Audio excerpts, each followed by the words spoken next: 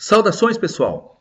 Hoje estamos aqui para falar de gestão para a rentabilidade de micro, pequenas e médias empresas. Vamos inicialmente ver o papel e a importância das micro e pequenas empresas na economia brasileira. Eu estou deixando de fora as médias aqui porque a estatística foi feita pela Receita Federal em 2013, mas se a gente começar a incluir as médias, esses números só vão ser maiores ainda, né?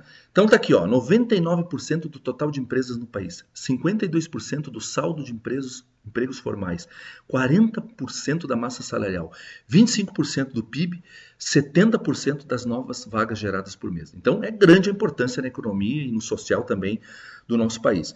Uma oportunidade de melhoria, ó, apenas 1% das exportações, o que mostra que a gente ainda tem muito para crescer no mundo da micro e da pequena empresa. Então, pessoal, a micro e a pequena empresa e também a média, elas vão continuar. O Brasil precisa delas. Então, para isso que serve o nosso trabalho aqui, a nossa palestrinha. Agora, claro, todos nós nos sentimos mais ou menos como esse nosso amigo aí, né? Uma carga tributária pesadíssima, todo o peso da justiça do trabalho também, que no país é severa. O Brasil hoje é o primeiro na América Latina em carga tributária e o 14º no mundo. Nós temos carga tributária de país superdesenvolvido, mas um retorno de país pobre. Isso realmente é um entrave. Mas, pessoal, vale para todo mundo, vale para nós, vale para os nossos concorrentes. Os melhores, né, vão se destacar com certeza. Então a gente sempre vai ter que pensar nisso. Bom, mas de qualquer forma, né, não vamos fugir da realidade. A realidade que nos impõe é que estamos vivendo mais uma crise ou vamos viver outras crises, já vivemos crises. Querem ver uma coisa? Algumas crises nos últimos 60 anos. Olha só, década de 60, golpe militar e ditadura. Década de 70, crise do petróleo e ditadura. Década de 80, a famosa década perdida, inflação mensal de 2 dígitos, disparada do dólar, plano cruzado. Década de 90, plano Collor, impeachment do Collor, o dumping chinês, que atacou todo mundo, desemprego em alta, também por força disso. Na década de 2000, o famoso mensalão, crise mundial de 2008, que alguns disseram que não ia afetar o Brasil, mas a gente está sentindo agora os reflexos disso aí. Década de 2010, onde nós estamos? Petrobras, crise política atual, enfim. Aí eu pergunto, pessoal, você acha que não teremos mais crise no futuro? Eu vivi na crise e não estou pensando que as coisas vão ficar mais tranquilas daqui para frente. Pode ter uma ou outra temporada ali, mas as crises vão e vêm. Então, pessoal, o que fazer? Reclamar? Protestar? Chorar? Esperar que mude o governo? Fechar as portas? Iniciar uma revolução? Golpe de Estado? Pois eu digo o seguinte, pessoal, vamos ter que trabalhar melhor. Isso mesmo, né? Trabalhar melhor. Nós temos que ser melhor amanhã do que fomos hoje. Né? Então, não adianta ficar esperando que as coisas não vão, por milagre, se resolver. A postura que nós temos que ter é tirar o S da crise, né? E criar, sermos criativos. Criativos em processos, em produtos, em mercados. Tá? Senão, pessoal, nós vamos ter um crime. E não é isso que a gente quer, né? Para as futuras gerações. Muito bem. O único lugar, pessoal, onde o sucesso vem antes do trabalho é no dicionário. Já nos dizia o nosso Albert Einstein. Mesmo com um talento superior, você deverá trabalhar para valorizá-lo. E, mesmo com sorte, você terá de trabalhar para mantê-la. Então, a gente sabe disso. Tá? E trabalhar melhor significa usar o cérebro. Não tem jeito, pessoal. Nós temos que usar aquilo que nós temos de melhor. Quem não se lembra daquela novela, né? Cérebro, vem aqui que eu quero lhe usar. E, de fato, né, nós temos que usar melhor o nosso cérebro. Então, pessoal, usar o cérebro para atingir metas que os seus concorrentes ainda não atingiram. Todo mundo tem seu desempenho, todo mundo tem a sua nota, que é o mercado que nos dá. O mercado não é o nosso maior professor e nos julga como se fosse, né, no tempo de colégio. Ele dá a nossa nota, querendo ou não querendo o nosso produto, nos dando retorno ou não. Então, gerenciar, atingir metas é resolver problemas, como já dizia o nosso amigo Falcone, né? E vamos dizer que eu tenho aqui um determinado resultado que eu quero reduzir, né? Tá aqui a minha meta, ó. Sair de uma instância inicial, onde eu estou aqui, para uma instância melhor, mais avantajada. Está aqui o meu problema, reduzir a despesa operacional em 12%. Se eu conseguir isso, eu sou campeão. Tá? Então, eu vou ter que trabalhar para isso. O que fazer, então, para resolver problemas, pessoal? Olha só, às vezes a gente está aqui meio perdido, não sabe o que fazer, né? Aquela sensação de desesperança. Também não dá para sair mexendo em tudo que é ponta, né? Adotando tudo que é prática ou adotando tudo que é programa, e não é isso aqui, a gente vai se perder. Isso aqui tudo é muito bom, mas são remédios para determinadas doenças. Qual é o segredo? Saber primeiro a doença. Diagnostique apenas uma doença importante na sua empresa. Com certeza você tem uma. Aí, de repente, você vai achar o melhor dos remédios. Mas não é tudo isso aqui que vai me resolver ao mesmo tempo, não. Então, pessoal, a gente indica o seguinte, a estratégia, tudo começa pela estratégia. Nós vamos ver agora algumas práticas, né, que a gente recomenda para que a gente tenha condições, então, de trabalhar melhor. A estratégia é o ponto de partida. Eu tenho que ter uma visão de futuro, mas para que isso não seja apenas um sonho, eu tenho que ter ações. As ações são as estratégias. Então, vamos lá implementar estratégias competitivas para escapar de situações que antes você não escaparia. E aqui um crédito ao nosso amigo palestrante Denilson Chicaco, que me inspirou em alguns desses slides e outros, né? Então, pessoal, às vezes a gente tem que recorrer à tecnologia, às vezes a gente tem que recorrer a mais conhecimento, a mudança de processos. Onde é que eu defino isso? Na estratégia, em função de uma visão de futuro, que é a minha grande meta, é onde eu quero levar a minha empresa. Como fazer isso? A boa estratégia não espera por governos, pessoal. Não adianta eu pensar, não, quando a coisa melhorar, daí que eu vou atacar por esse lado, eu vou fazer isso. Tem que fazer agora, já devia estar fazendo. Governos não salvam ninguém. Né? Nós temos a experiência própria aqui no Brasil já de longa data. Eles podem até fazer um outro pacote, mas a coisa não vai se sustentar. Não é por ali que eu vou me sustentar. Então, pessoal, as estratégias têm que se transformar em melhorias e inovações. Melhoria é quando melhoria de desempenho, de um indicador de desempenho, de um processo. Mas o que está em voga hoje em dia é a inovação. E não é de agora. A inovação sempre foi o segredo das empresas que se destacaram no mercado. E essas empresas, a maior parte delas se destacou foi em momentos de crise. Não precisamos reinventar a roda. Uma das contribuições mais valiosas que podemos dar ao nosso trabalho é melhorar o que já existe. O Thomas Edison, né, sempre dizia, né, sempre existe uma forma de melhorar o que já existe. O que você precisa fazer é encontrar. Então vamos ver aqui, ó. Quem não conhece o velho e bom despertador de manhã, nos tira da cama, nos incomoda e dá vontade de dar um soco, né? Tá aqui, ó. Alguém resolveu esse problema. Tá? Então, resolveu um despertador, a prova de abalo sísmico aqui, né? Então, o cara de manhã toca, ele só para de tocar se tiver uma força imprimida aqui, aí sim o cara vai se acordar. Quer dizer, já ajuda, né? Esse aqui é para aqueles que gostam da saúde, né? Só se eu fizer determinado número de flexões, ele para de tocar. Esse outro aqui, esse é determinada combinação de cores, aí ele para de tocar. E esse aqui eu gosto mais, né? É um robozinho aqui que sai caminhando aleatoriamente para tudo que é lado no quarto, e se eu não correr atrás dele, ele não para de tocar. Quer dizer, a gente sabe que se eu tivesse a oportunidade de comprar um desses, seria muito melhor que um simples despertador. Está aqui uma inovação em cima de coisas simples, né? Em coisas que não precisam ser reinventadas, apenas melhoradas. E se eu quiser realmente uma solução de um problema, comece pelos problemas simples. Quantas pessoas no mundo têm a sua idade? Pense bem, na sua idade você não enfrenta diariamente algum tipo de problema? Problema simples, relacionado à saúde, ao conforto, ao trabalho, ao lazer, aos relacionamentos. Eu, por exemplo, acho que poderia ter uma forma mais rápida de escovar os dentes, um líquido ou um remédio, alguma coisa que fosse anticáries, algo nesse sentido. Se alguém fizer um dia esse tipo de avanço, com certeza vai ganhar dinheiro. Então, pessoal, se você resolver um desses problemas, terá um mercado de 42 milhões de pessoas no mínimo.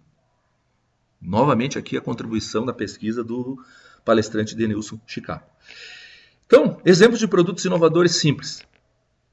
Olhem só, esse cara aqui achou a solução para quem é solitário, mas quer ter pelo menos a sensação de uma boa companhia. Tem a versão feminina também. Esse aqui achou a solução para encerar a casa, ó, sem grandes custos, sem grandes investimentos. E esse aqui achou aquela solução, né? Eu estou numa festa, com um copo na mão, um prato no outro, né? E aí, de repente, vem alguém para me cumprimentar, eu não sei o que fazer com tudo aquilo para cumprimentar a pessoa. Então, uma simples ideia de um recorte aqui, né, no pratinho já resolve o problema do descanso por copo. O cara que fez isso aqui ganhou muito dinheiro. Exemplo de ideia simples. Então, pessoal, as coisas não estão muito longe do que a gente imagina. Só que para isso tudo eu tenho que ter processos de inovação, processos de gestão, processos dos mais diversos. Tá? Olha só, quantas vezes vocês definiram processos dentro da empresa de vocês? Né? Por exemplo, aqui um processo de vendas. Ó, identificar a necessidade do cliente, apresentar proposta comercial, aceitou proposta, legal, né? Segue adiante, confirma o pedido, tira um relatório de vendas, né? Encaminha pedido à logística. Se o cliente não aceitou, avalia se é viável nova proposta e começa tudo de novo. Né? E se não aceitou, né, não tem proposta nova, ok, termina, não tem mais salvação. Ó, isso aqui é um processo, não precisa ter grandes técnicas para desenhar um processo simples de venda. Tem um monitoramento, todo processo tem que ter um monitoramento, senão não tem o controle da situação, né? Tem que ter controle. E quer avaliar a eficácia, indicadores de desempenho. Né? Exemplo, volume vendido e rentabilidade das vendas. Né? Pelo menos não adianta só o volume, é só o faturamento. Eu tenho que avaliar outras variáveis também. Então, pessoal, é um exemplo simples. Tá? Quem não domina seus processos, não domina seus resultados. Né? Então, olha o que acontece quando a gente não entende do processo. O menino está dizendo, ok, tiramos a roupa, eu estou em cima de você. Quanto tempo vai demorar para sentir prazer? A menina está dizendo, não sei, mas já estou ficando com dor de cabeça. Não vai ter resultado nunca nisso aí. Então, pessoal, os processos exigem excelência. Não precisa sair fazendo de tudo dentro da empresa de vocês, especialmente a micro e pequenas. Comecem, de repente, pelo processo de vendas, passa para a produção. Normalmente esse a gente já tem de cabeça, porque é a nossa especialização, né? Produção e prestação de serviço, suprimentos e distribuição, que hoje já muitos fundem na logística, e gestão, que é o que nós estamos falando agora. Pelo menos 4 ou 5 processos eu já tenho uma empresa que beira a excelência. Mas tem que ser bem definido e tem que ser bem monitorado, senão não tem excelência. Tá? Não quer fazer tudo ao mesmo tempo? Não precisa, começa pelo mais importante. Tá? Então, processos bem gerenciados fazem a empresa manter o foco. O foco é a capacidade de iniciar e concluir com qualidade e produtividade. Foco requer disciplina, disciplina requer processos. Então, pessoal, mantenha o foco através dos processos de vocês. Agora, bons processos só se concretizam através de boas pessoas. Engana-se quem diz que o maior patrimônio de uma empresa são suas pessoas. O correto é dizer que o maior patrimônio de uma empresa são as pessoas certas. O que é uma pessoa certa, pessoal? É aquela que tem competência à altura daquilo que é demandado dela e mostra desempenho. Competência a gente sabe, né? Educação, mais treinamento, mais habilidade, eu incluo aqui as atitudes e mais experiência. Desempenho, resultado, atingir metas. Né? Um sustenta o outro. Pessoas competentes só melhoram o desempenho, melhor desempenho traz chance de aumentar mais ainda a minha competência. Perde-se muito tempo tentando se transformar pessoas erradas em pessoas certas. Solução para isso. Processos de seleção, recrutamento e desenvolvimento de pessoas excelentes. Nós temos que aprender a fazer isso também. São os nossos processos de RH. E você sabe, pessoal, o elemento chave de tudo, conhecimento. Não tem pessoas melhores sem conhecimento. Pessoas crescem com conhecimento, jamais deixe de investir em conhecimento, explore as mais variadas formas de conhecimento desde pequenininho.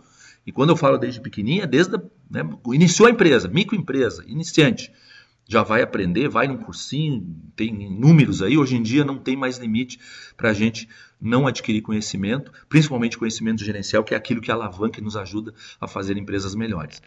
E olha só, pessoal, não tem mais limite para o conhecimento. Qualquer um hoje em dia pode baixar um e-book, baixar alguma coisa na internet, pode participar de um curso online gratuito. Eu posso pegar o melhor palestrante do mundo em determinada área, simplesmente olhando um vídeo no YouTube. Então, o conhecimento está acessível a todos. Aqueles que se apropriarem e souberem usar, provavelmente vão tirar a dianteira no mercado.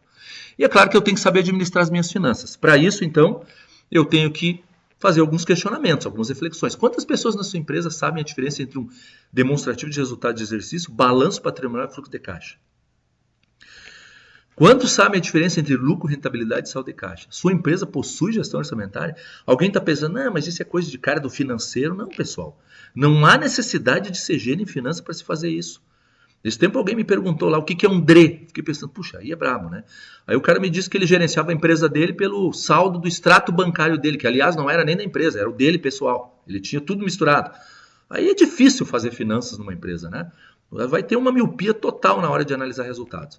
Então, pessoal, a gente diz o seguinte, né, que tem que ter pelo menos algum tipo de análise. E a gente aprende isso, como eu falei hoje em dia, na internet tem curso gratuito até sobre isso aí. Mas se não sabe, faz do jeito que tu entenda. Esse aqui, por exemplo, montou um DRE, a moda dele aqui, para poder entender o que ele estava perdendo e ganhando de dinheiro nos últimos anos. E dali ele tira oportunidades. Exemplo, ó. Tudo bem, ele está crescendo 34,6% em receitas, mas olha só um determinado produto aqui. Ó. Isso aqui é um vilão da história. Eu tenho que atacar isso aqui, é questão de mercado. E olha o meu custo fixo como aumentou mais que o meu crescimento da receita.